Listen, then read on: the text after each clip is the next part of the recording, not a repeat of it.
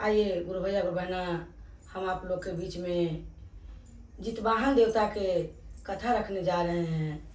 देखिए जुगों जुगों से आ रहा है गुरु भैया गुरु बहना, बूढ़ी जवान जिनकी भी बाल बच्चा सबको है, सब लोग व्रत रखते हैं।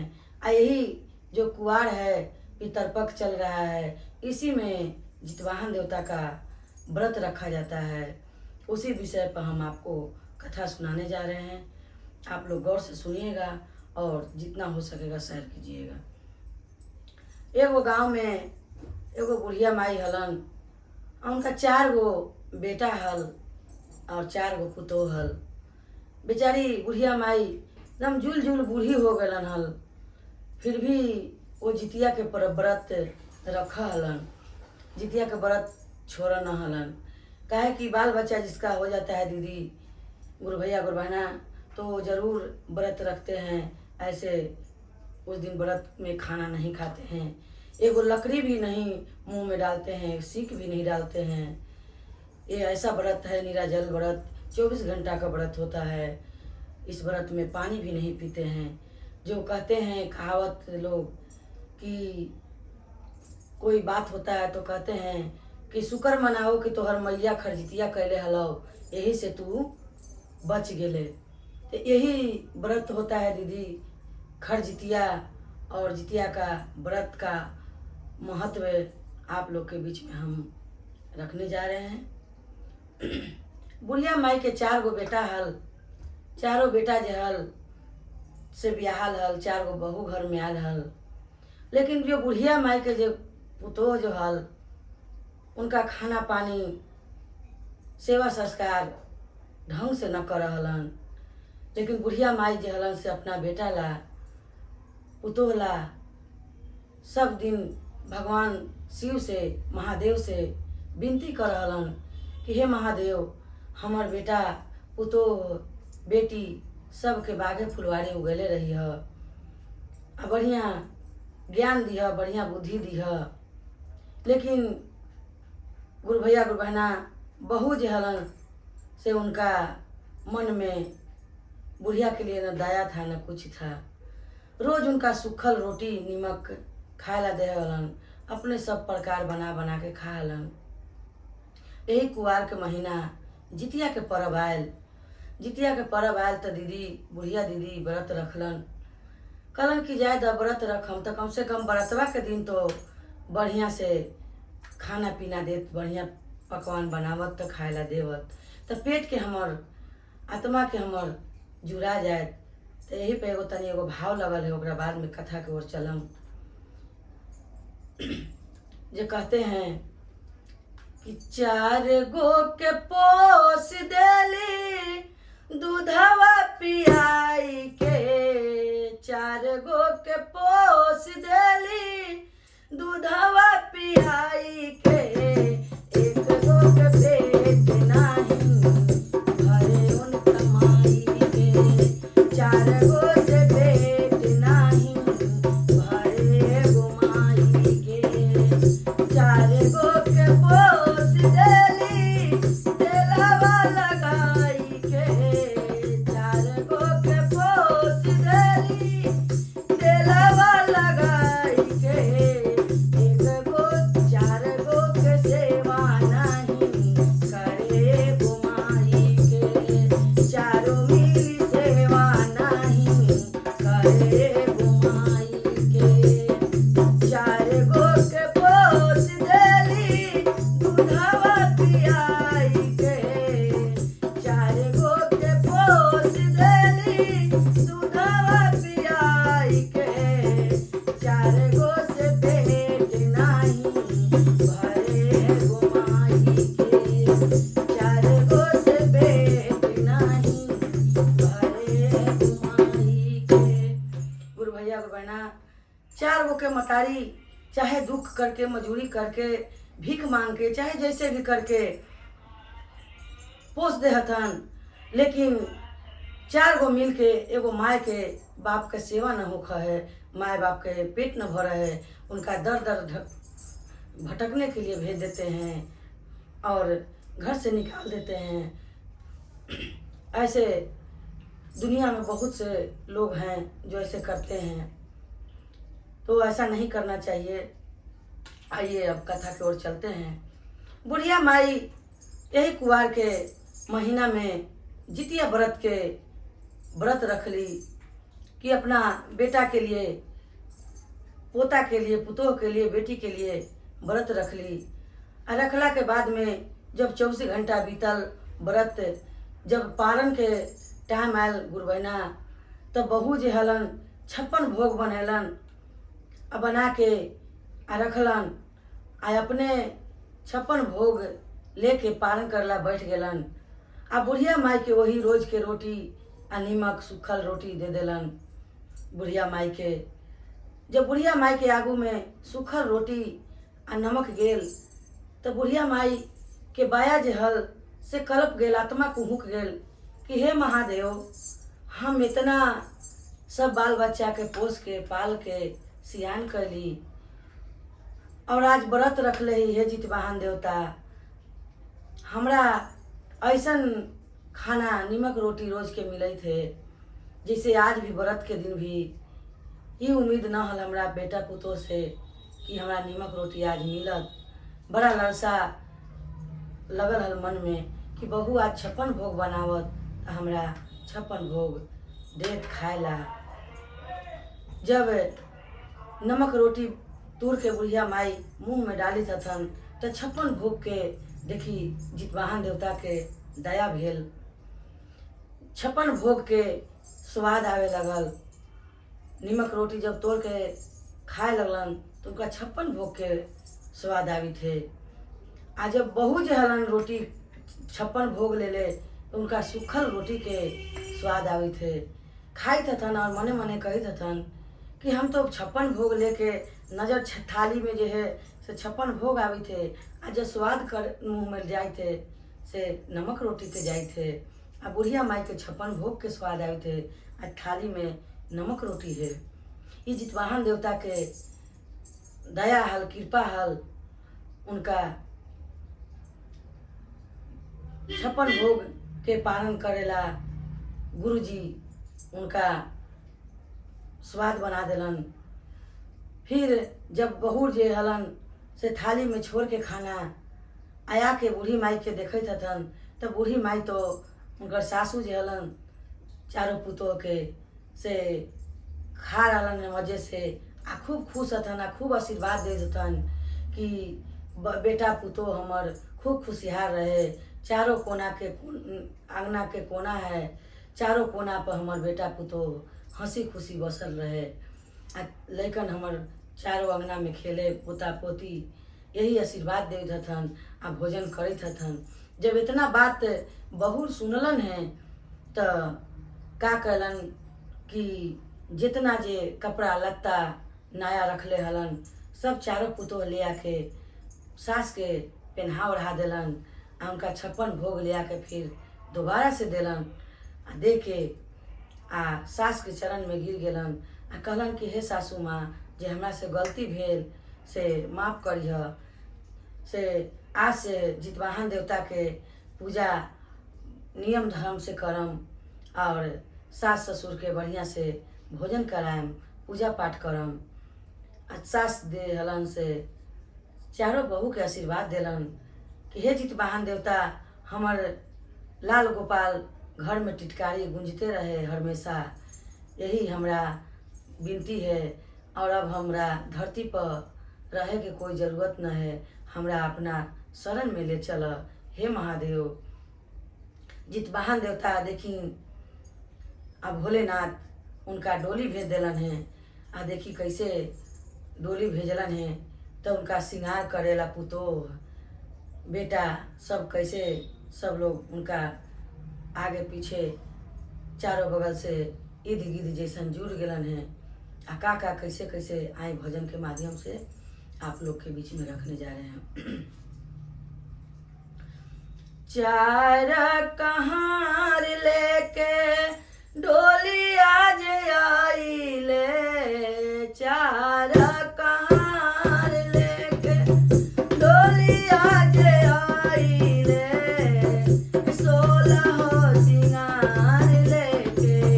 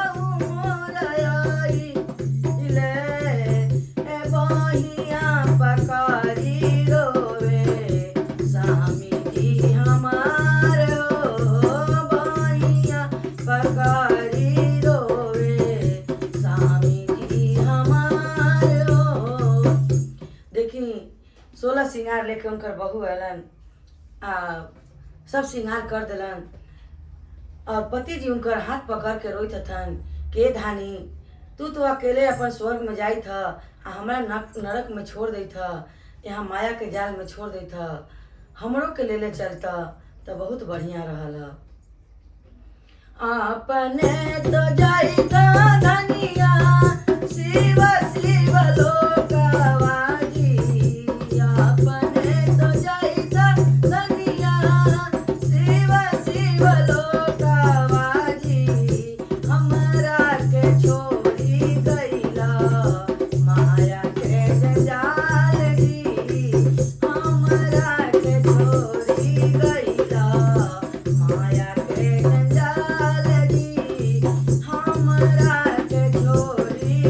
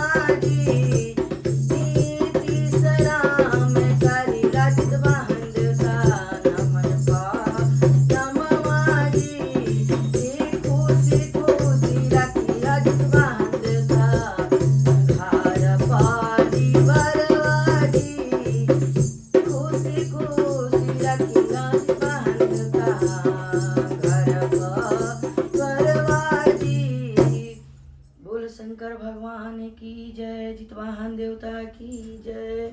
देखिए दीदी, गुरु भैया बहना, बुढ़िया दीदी जाते जाते भी घर परिवार के आशीर्वाद देके गए और गुरु जी से विनती करते गए कि हे महादेव, हे भोलेनाथ, हे जितवाहन देवता, हमारे खुशी खुशी घर परिवार रखिएगा। सब हंसी खुशी परिवार हमारा रखिए और जितवाहन देवता अपना कृपा बनाए रखना। दीदी, साल में एक बार जितवाहन देवता का कथा सुनने को मिलता है और व्रत रखते हैं, तो आप लोग से विनती है कि आप लोग जितना हो सके ये जितवाहन देवता का कथा जो है, वीडियो जो है, खूब शेयर कीजिए और कमेंट में बताइएगा कैसा लगा जितवाहन देवता का कथा। और देखिए कितना बढ़िया इसमें क्या क्या भाव छुपा हुआ है, इसको गौर कीजिएगा और माँ बाप का सेवा जरूर करिएगा। गुरु भैया गुरु बहना, काशी बनारस नहाने से कुछ नहीं होता है, सब तीर्थ तो अपने घर में हैं। सास ससुर का सेवा कीजिए और सब तीर्थ के बराबर अपने फल पाइए। यही हमारा आप लोग से विनती है, यही गुजारिश है कि आप लोग खूब जम के इसको शेयर कीजिए, जितना हो सके शेयर कीजिए। जो सब गुरु भैया गुरु बहना जो अनजान हैं उनको कानों तक कथा पहुँचे और उनको ज्ञान मिले। बच्चे बच्चे सबको ज्ञान मिले, यही हमारा विनती है। इसी शब्दों के साथ अपना कहानी, कथा, भजन विराम देते हैं। श्री गुरु के चरणों में प्रणाम करती हूँ, मेरा प्रणाम स्वीकार हो। माता पार्वती के चरणों में प्रणाम करती हूँ, मेरा प्रणाम स्वीकार हो। सभी देवी देवता के चरणों में प्रणाम करती हूँ, मेरा प्रणाम स्वीकार हो। हर हर महादेव, घर घर महादेव।